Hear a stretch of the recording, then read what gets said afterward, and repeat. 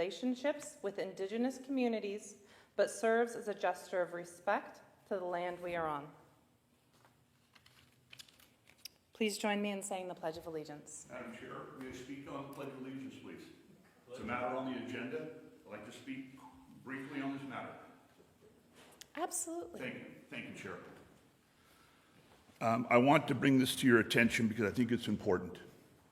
When I was on the City Council in 2009, one of the earliest items that was requested to be put on the City Council agenda was removing the Pledge of Allegiance.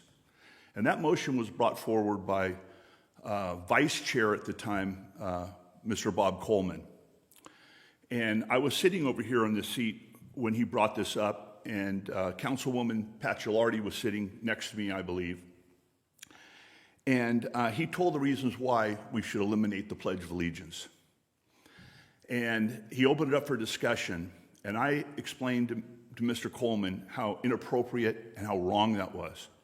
And if it wasn't for my colleague, Pat Gilardi, who agreed with me and said, I don't think this is the time for this, I think this is inappropriate, and I'm not going to go for it either.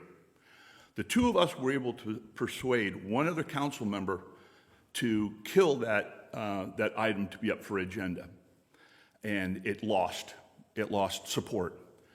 And to this day, we can credit Pat Gilardi and myself and that third council member for having a Pledge of Allegiance here tonight, because we almost lost it.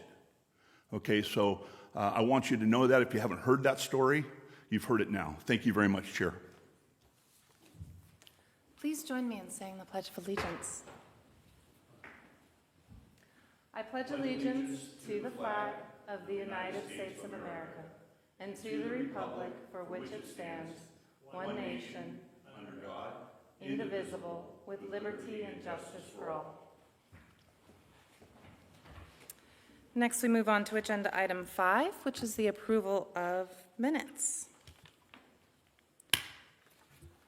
I move we approve the minutes of the March 3rd meeting. I second it.